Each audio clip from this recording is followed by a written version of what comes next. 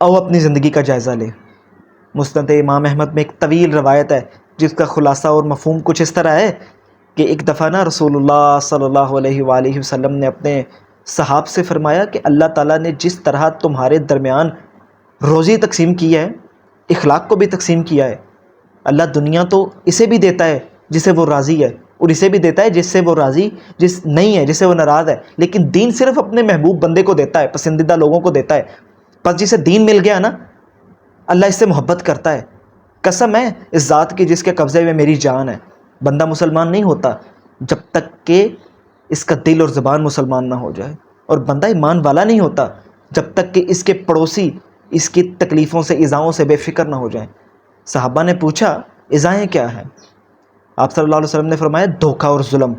اے لوگو سنو، جو شخص حرام مال کمائے پھر اس میں سے خرچ کرے، اللہ اس میں برکت نہیں دیتا، اور اگر اس مال سے صدقہ کرے قبول نہیں ہوتا، اور جتنا بھی مال چھوڑ کر مرے وہ اس کے لیے دوزخ کی آگ کا سامان بنے گا۔ یاد رکھو، اللہ برائی کو برائی سے نہیں مٹاتا بلکہ برائی کو بھلائی سے مٹاتا ہے۔